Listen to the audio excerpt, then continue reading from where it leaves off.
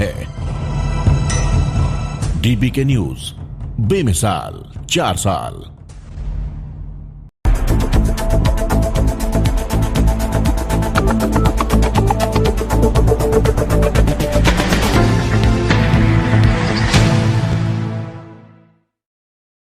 नमस्कार, हमारा राजस्थान बुलेटिन में आपका स्वागत है। मैं आपके साथ हर्ष चौधरी।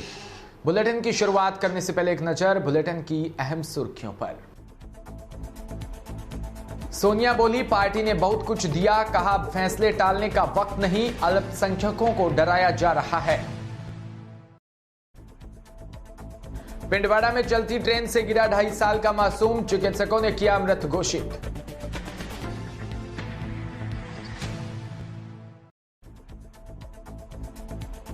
केलवाड़ा क्षेत्र में अवैध शराब विक्रेताओं की हो रही है बल्ले बल्ले, पुलिस व विभाग नहीं दे रहा इस ओर ध्यान। और खबरें विस्तार से। कांग्रेस अध्यक्ष सोनिया गांधी ने कांग्रेस के बड़े नेताओं को त्याग करके पार्टी हित में काम करने की नसीहत दी। कांग्रेस कार्य समिति में कही गई बात को आज सोनिया गांधी ने सार्वजनिक मंच से दोहराई है। चिंतन शिविर के उद्घाटन भाषण की शुरुआत में सोनिया गांधी ने कहा कि पार्टी ने हमें बहुत कुछ दिया, अब कर्ज उतारने का समय है। बाहर केवल एक ही बात जानी चाहिए कि सब एकजुट हो और मजबूती से आगे बढ़ेंगे। सोनिया ने कहा कि ऐसा समय आया कि हमें संगठन हितों के लिए काम करना होगा। पार्टी ने हमें बहुत कुछ दिया, अब समय है कर्ज उतारने का। सबसे आग्रह है कि खुलकर अपने विचार रखें, मगर बार एक ही संदेश जाना चाहिए कि संगठन की मजबूती, मजबूत निश्चय और एकता का संदेश बाहर जाना चाहिए। यह निश्चय बरकरार रखना होगा। हमें मिली नाकामयाबियों से हमें बेखबर नहीं है, न हम बेखबर है। संघर्ष और कठिनाइयों से जो हम आगे आना चाहते हैं, लोगों की उम्मीदों से हम अनजान नहीं हैं। हमें यह प्रण लेना होगा कि इकट्ठे हुए हैं हम देश की राजनीति में अपनी पार्टी को उसकी भूमिका में लाएंगे जो सदैव निभाई है। जिस भूमिका की उम्मीद इस बिगड़ते समय में देश की जनता करती है, हम आत्मनिरीक्षण कर रहे हैं। यह तय करें कि यहां से निकले तो एक नए आत्मविश्वास और कमिटमेंट और से प्रेरित होकर निकलेंगे। झालावाड़ से खबर, जहां जिले के चौमेला में स्वच्छ भारत मिशन के तहत सफाई का ढिंडोरा पीटा जा रहा है, लेकिन हकीकत में चौमेला में सफाई व्यवस्था चौपट नजर आ रही है। चौमेला ग्राम पंचायत के वार्ड 6 में साफ सफाई नहीं होने से गंदगी के अंबार लगे हुए हैं। ग्राम पंचायत और वार्ड मेंबर का साफ सफाई पर कोई ध्यान नहीं है। वार्ड के स्थानीय लोगों का कहना है कि ग्राम पंचायत सरपंच की अनदेखी के कारण गंदगी का अंबार लगा हुआ है। नाली का पानी सड़कों पर बहने लगा है। जंगली जानवर मंडरा रहे हैं, जिसका खामियाजा वार्ड के लोगों को भुगतना पड़ रहा है। खबर सीकर जिले से, जहां रींगस रेलवे स्टेशन पर शुक्रवार को रेल यात्रियों की सौगात देते हुए सीकर सांसद सुमेधानंद सरस्वती व रेलवे डीआरएम नरेंद्र ने रिटायरिंग रूम का उद्घाटन किया। सीकर सांसद सुमेधानंद सरस्वती ने बताया कि रेलवे स्टेशन पर जन सुविधाओं में विस्तार करते हुए करीब 35 लाख रुपए की लागत से 2 एसी व 2 नॉन एसी नवनिर्मित कमरों का उद्घाटन किया। इससे पहले रेलवे डीआरएम नरेंद्र के द्वारा सीकर सांसद सुमेधानंद सरस्वती, उप जिला प्रमुख ताराचंद धायल, पालिका अध्यक्ष अशोक कुमावत सहित जनप्रतिनिधियों का साफा व शॉल उठाकर स्वागत किया गया। का जो रेलवे स्टेशन है, जंक्शन है, इस पर जन सुविधाओं के लिए 4 रिटायर रूम का उद्घाटन होगा। लगभग 35 लाख रुपए की लागत से ये बने हैं, जिसमें 2 एसी हैं, 2 नॉन एसी हैं। पिछली बार भी समथिंग साल भर पहले हमने नीचे जन सुविधाएं जनता को प्रदान की थी, जिसमें आम आदमी के लिए शौचालय सुविधाएं, ये सारी चीज़ें थी।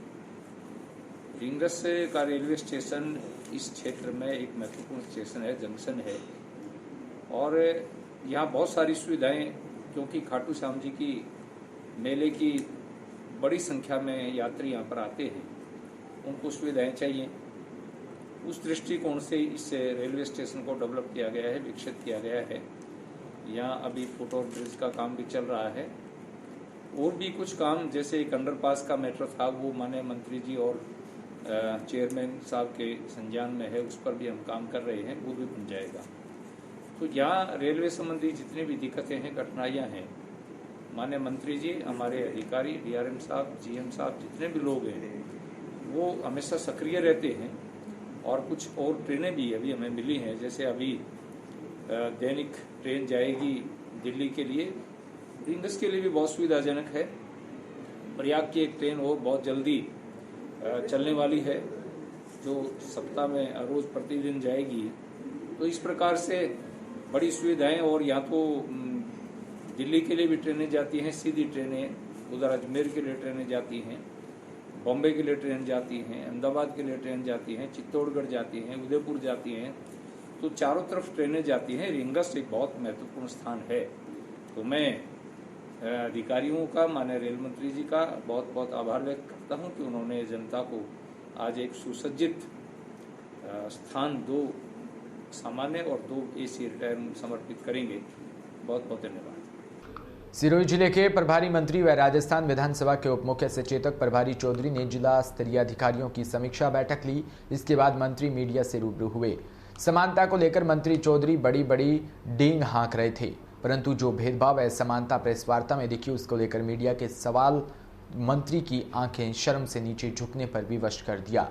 मंत्री जी स्वयं प्लेट में काजू बादाम का नाश्ता कर रहे थे। ठीक उनके सामने बैठे अन्य के प्लेट में बिस्किट व वेफर्स नाश्ते की प्लेट में परोसे दिए, जिस पर मंच से मंत्री जी की समानता को लेकर बड़ी बातें कर रहे थे। उसी मंच में यह समानता सरकार व जिम्मेदार प्रभारी मंत्री महेंद्र चौधरी व उनके प्रशासन के साथ सरकार की कार्यशैली पर गंभीर सवाल खड़े करती है।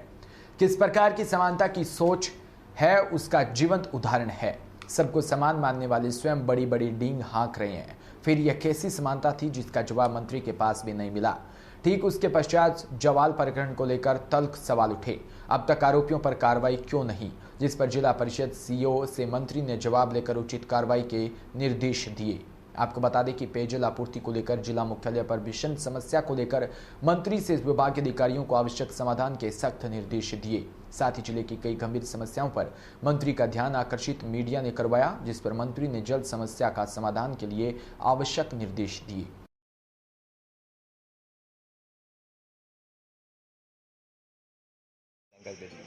राजस्थान के लोकप्रिय मुख्यमंत्री अशोक गहलोत जी के नेतृत्व में जो सरकार काम कर रही है, पिछले 3.5 साल के अंदर जो उल्लेखनीय कार्य हुए हैं, मैं सिरोही जिले का प्रभारी होने के नाते यहाँ पर मैंने फ्लैगशिप योजनाओं की क्रियान्विति के लिए मीटिंग ली है।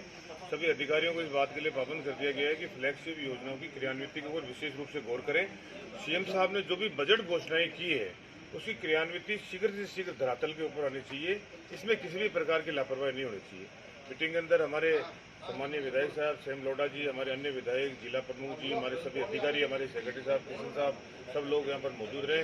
और हमने इसके साथ साथ के अंदर राजस्थान के अंदर जो निकम्मी भारतीय जनता पार्टी के जो लोग जो सौहार्दपूर्ण वातावरण को खराब कर रहे हैं, उसके लिए भी हमने प्रेस के साथियों से संदेश देने की कोशिश करी है।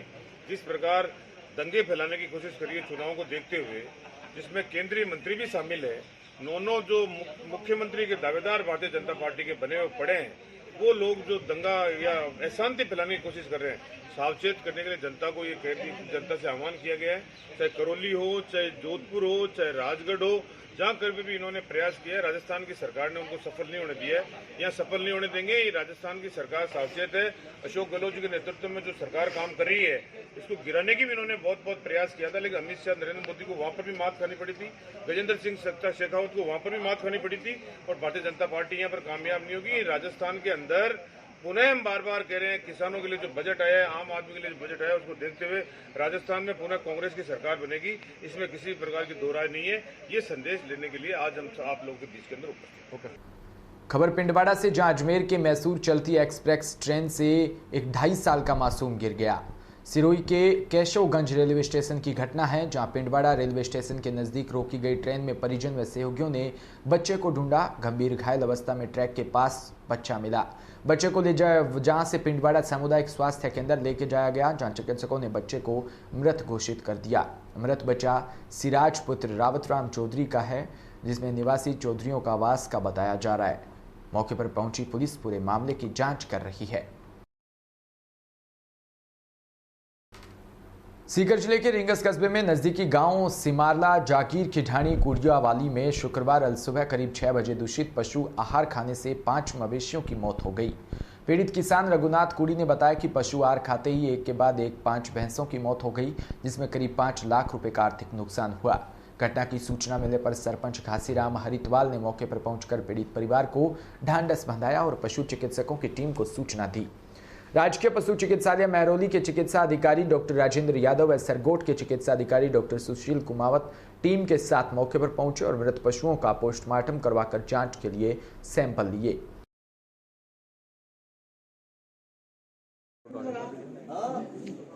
बाद में पटाई 5 मिनट डॉक्टर को सूचना दी। डॉक्टर सोनता को। क्या नाम है? मेरा रघुनाथ।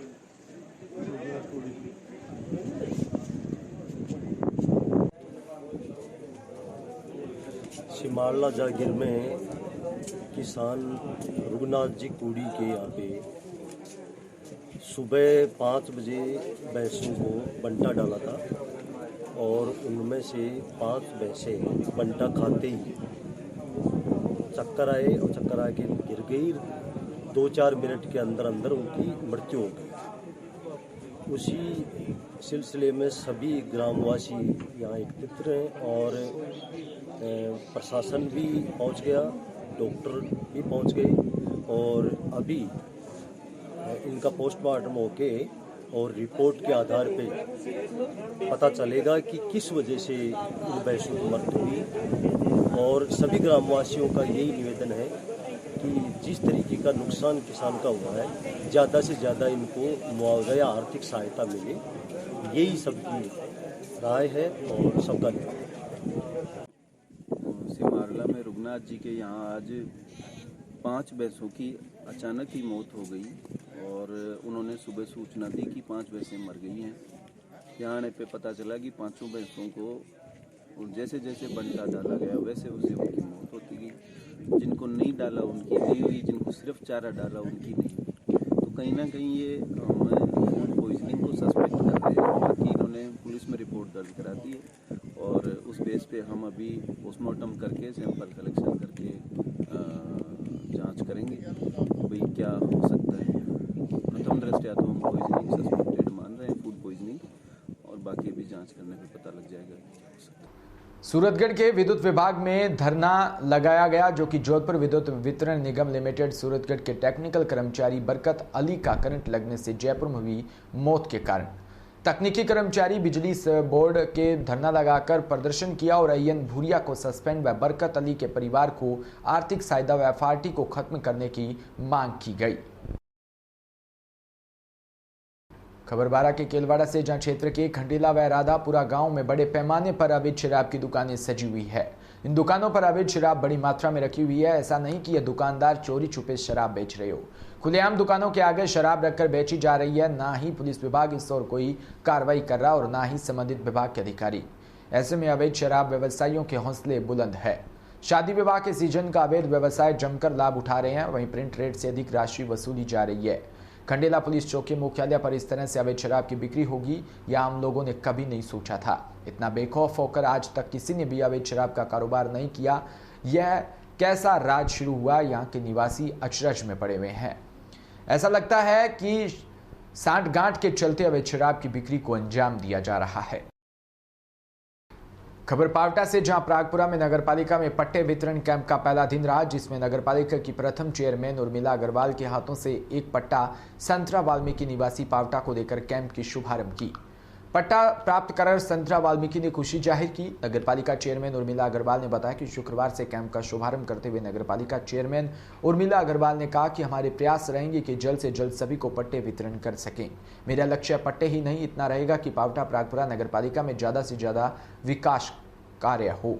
पट्टा वितरण कैंप में वाइस चेयरमैन नरपत सिंह शेखावत, सामाजिक कार्यकर्ता सहित अनेक लोग उपस्थित रहे। इसी के साथ बुलेटिन में इतना ही। नमस्कार।